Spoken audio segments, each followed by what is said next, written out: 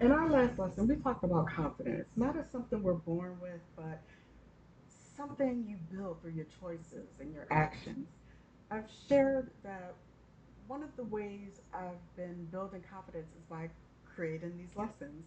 Speaking to a camera has stretched me in ways I never expected. Every time I hit record, I still have moments where I wonder if I'm saying the right thing or if anyone will connect with what I have to say. But I've learned something important. Confidence doesn't grow because we stay comfortable. It grows because we're willing to be uncomfortable for a while. That leads us perfectly in today's lesson, and that's public speaking. Now, before you think this isn't for me because I'm never going to stand on stage, let me stop you right there. Public speaking isn't just about giving speeches, it's about communicating your ideas with confidence wherever life takes you. So, whether you're talking to one person or 100 people, your ability to speak clearly and confidently can open doors. We are going to talk about why this skill matters and how anyone can become a better speaker. When people hear public speaking, they often picture someone standing behind a podium, addressing hundreds of people. That is certainly public speaking, but it's only one example. Most of us speak publicly in much smaller everyday situations. Imagine you're in high school or college, and your teacher assigns a group presentation. You may have researched the material, but when it's your turn to speak, your hands get sweaty, your heart races, and suddenly you forget what you plan to say. Or maybe you're interviewing for your first job. The interviewer may ask, "Tell me about yourself." This isn't just an interview question, it's a speaking opportunity. Perhaps you're already working. Your supervisor may ask, um, "Can you give a 5 minute update during a staff meeting about a project you've been working on?" Maybe you're volunteering at your church or coaching youth sports, serving on a nonprofit board, or speaking to a community meeting to share an idea that matters to you. Parents speak publicly at school meetings, employees speak during training sessions, managers introduce new team members, students defend research projects, business owners, they pitch ideas to clients. Even something as simple as introducing yourself in a room full of people is a form of public speaking. You don't have to be famous for your voice to matter. Let's be honest, for many people, public speaking is one of their greatest fears. And why? Because public speaking makes us feel vulnerable. We worry about forgetting our words. We wonder if people are judging us. We fear making mistakes. Sometimes we convince ourselves that everyone else is more confident than we are. But what I realize is most people in the audience, they aren't hoping you fail.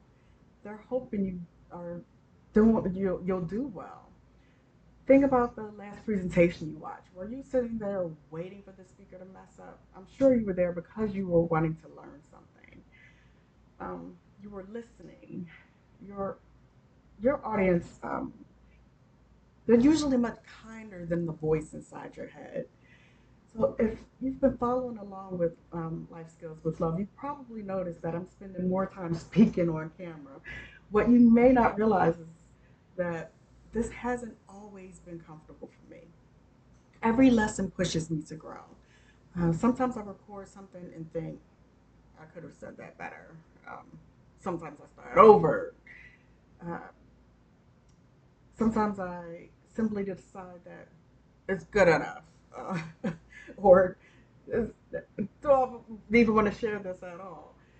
Growth doesn't happen because we avoid the uncomfortable moments. It happens because we keep showing up. So if you're waiting until you're completely fearless before speaking up, you may be waiting a very long time. Courage often comes first, confidence follows. One misconception about public speaking is that you have to sound polished or impressive. I don't believe that's true. The, although it is good, but public speaking, it should be genuine. People remember how you made them feel far longer than they remember your exact words. When you speak from experience, when you speak with sincerity, when you care about your audience, people listen. So don't try to sound like someone else. Your voice should be enough. Like any skill, speaking improves with practice. You want to start small. Introduce yourself to someone new. Volunteer to answer a question. Share an idea during a meeting. Read something aloud. Practice explaining a topic to a friend or a family member. Record yourself on your phone. Watch it back. Not to criticize yourself, but to notice when you're doing well and where you can improve. The more often you speak, the less unfamiliar it becomes. Remember, every experienced speaker was once someone who was nervous. Because speakers don't speak the fastest, they don't use the biggest words. Instead, they communicate clearly. They make eye contact. They pause instead of rushing. They smile when appropriate. They listen as much as they talk. And remember, they're having a conversation, not just delivering a performance. Another thing I learned is that slowing down actually makes people listen more. Silence isn't something to fear. Sometimes your pause gives your audience time to absorb what you just said. Learning to speak confidently isn't just about giving presentations, it's about advocating for yourself. It's about asking questions when you don't understand something. It's about sharing ideas that could make a difference. It's encouraging someone who's struggling. It's speaking up when something isn't right. It's your voice. Your voice has value. So don't hide it because you're afraid it isn't perfect. The world, it doesn't need perfect speakers, it needs authentic ones. So if today's lesson leaves you with um, just one thought, I hope it's this. Don't wait until you feel confident to use your voice.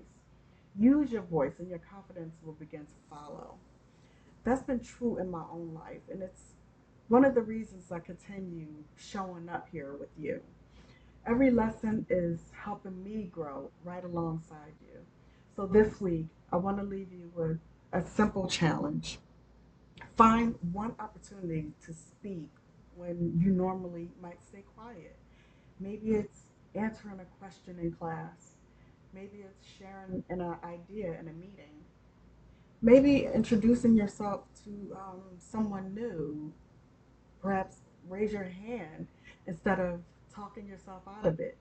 Remember that your voice matters, and like any life skill, it becomes stronger every time you use it. So, thank you for joining me for another lesson on life skills with love. And until next time, keep learning, keep growing, and never underestimate what can happen when you're willing to speak up. I'll see you next time.